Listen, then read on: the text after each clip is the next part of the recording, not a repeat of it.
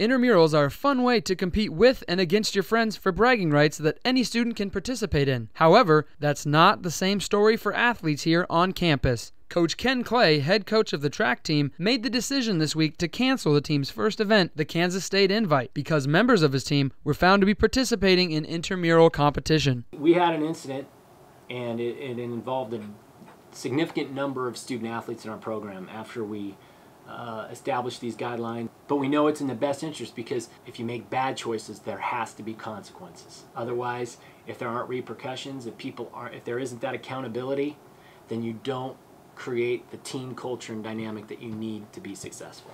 So how do the student athletes really feel about not being able to be a part of intramurals? I sat down with a couple student athletes to hear what they had to say. I can see both sides, but it would be nice if we had a little leeway to be able to play intramurals and things like that. It depends on the intensity of the intramural that they're playing in. I mean, it's not like we were taking it super serious and attempting to get hurt. And I can understand where he's coming from, where he wants to keep his athletes safe. Even though some student athletes still want to participate in intramurals, the biggest issue for coaches still is staying healthy. And Coach Clay is not alone in feeling this way, as there are other coaches here on campus who have the same policies. The physical intramural events, we tell them no.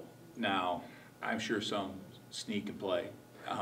We tell them, if you're a varsity baseball player, you shouldn't be doing the intramural football, the intramural basketball. You don't want them to not enjoy the college experience.